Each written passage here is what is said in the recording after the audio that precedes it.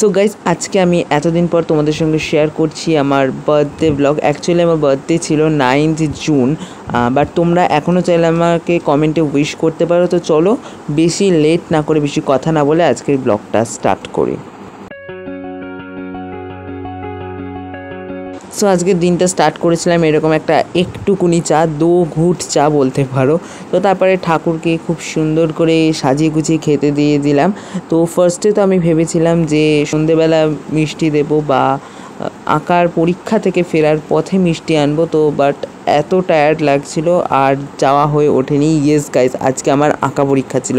And আঁকা পরীক্ষা থেকে এসে আমার একটু বঙ্গপোস্তর নিউ ভিডিওটা দেখছিলাম আমি। তো তোমরা কারা কারা বঙ্গপোস্তর ফ্যান আমাকে কিন্তু কমেন্ট করতে পারো। অ্যান্ড দেন আমাকে আবার বাসন বার করে দিতে হয়েছিলো, মানে কাচের আর কি বাটিগুলো বার করে দিতে হয়েছিলো, কারণ দুপুরবেলা দিদি আমাকে খেতে দেবে। তো দিদি কেন দেবে, মা কেন দেবে না, এই নিয়ে প্রশ্ন তোমাদের মনে জাগতেই পারে। তো অ্যাকচুয়ালি মা কাজে গেছিলো, তার জন্য মা আমাকে রান্না করে দিতে পারেনি। সেদিনকে ছিল রবিবার, বাট মাকে ফিরেও এসেছে, কারণ বিকজ রবিবার দিন প্রচুর ট্রেন ক্যান্সেল হয়ে যায়। এটা যারা ট্রেন যাত্রা করো তারা বেশিরভাগ টাইমে জানতে পারবে যে রবিবারে খুব ট্রেন ক্যান্সেল হয়েছে। তো মা 1:30টার মধ্যে বাড়ি চলে এসেছিলেন। তারপরেই আমি খেয়েছিলাম। দেখো এইরকম টাইপের সেটসগুলো বার করছিলাম, আর এই প্লেটটাতে মিষ্টি খাওয়ার আমার খুব ইচ্ছা ছিল, বাট দিদি এটা বার করতে দিল না। আর তারপরে তোমাদের দেখাচ্ছি যে কী আর কি প্লেট বার করেছি। আর গাইজ আমি আঁকা পরীক্ষা দিয়েছি এই দিনই, বললামই আমার আঁকা পরীক্ষা ছিল। আঁকা পরীক্ষায় কীরকম কী রেজাল্ট করলাম তোমাদের সঙ্গে অবশ্যই শেয়ার করবো। অ্যান্ড এইবার কিন্তু ওরাল ছিল, অ্যান্ড ওরালের টাইমটা আমি এমন ঘাবড়ে গেছিলাম, একটা জায়গায় গিয়ে ভুল অ্যান্সার দিয়ে দিয়েছিলাম, বাট তাও আমি ঠিকটা বলে দিয়েছি পরে, বিকজ 1-2 সেকেন্ড লেগেছে ঠিকটা বলতে। আমি পুরো মুখস্থ করে গেছিলাম, আর স্যার সবার সামনে এমনভাবে ধরেছে না, মানে পুরো ঘাবড়ে গেছি। কোয়েশ্চেনটা মানে এমন করেছে যেন ভুলভাল বলে দিয়েছি একেবারে। তো রেজাল্টের একটা আলাদা ভিডিও আসবে, যখন আমি আর কি রেজাল্টটা পাবো তোমাদের সঙ্গে শেয়ার করব, অবশ্যই শেয়ার করব। আগেরবারেও শেয়ার করেছিলাম। আর আমি আঁকা পরীক্ষা এবার 2nd ইয়ার দিলাম, মানে নেক্সট ইয়ার 3rd ইয়ার দেবো, বুঝতেই পারছো। আর এই দেখো এখানে দিদি রান্না করছে হচ্ছে গিয়ে মাংসকে আমি কষা দিতে বলেছিলাম, বাট আনফর্চুনেটলি ও ভুলে গেছে।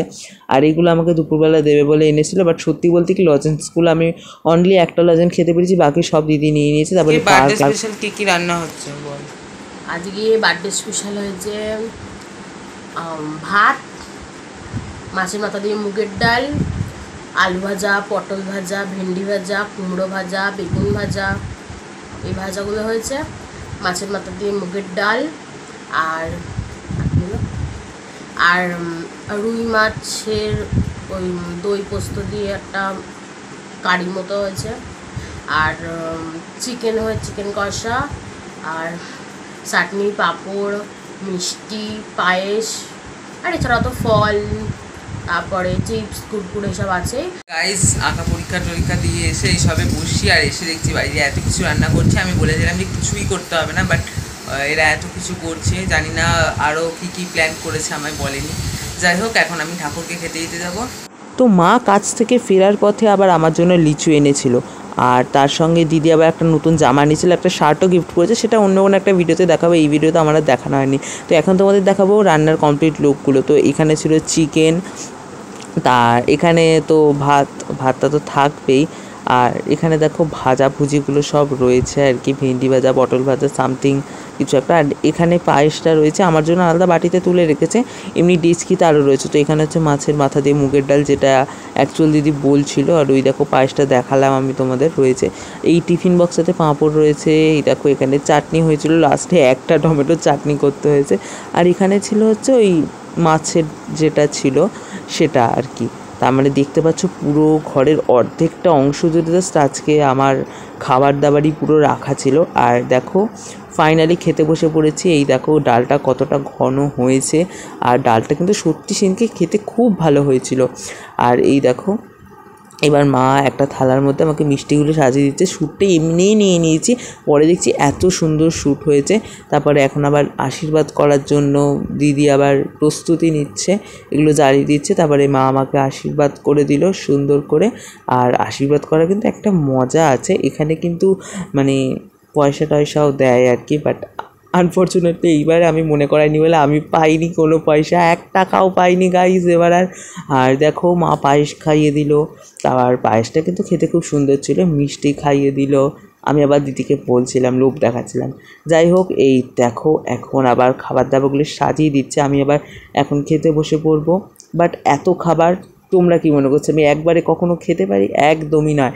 আমি ভাতটাই পুরোপুরিভাবে খেতে পারি না। আর এই যে আসনটা দেখালাম, এটা আমার দিদার নিজের হাতে বানিয়েছে। আমাদের ঘরে এরকম প্রচুর মানে আসন রয়েছে।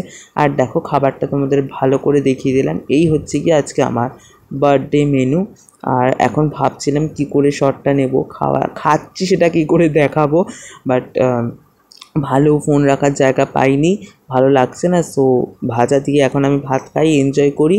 আর দেখো এখানে মা আমাকে একটু ভাত মেখে খাইয়ে দিচ্ছিল। এটাই গাইস জন্মদিনে একদম বেস্ট লাগে।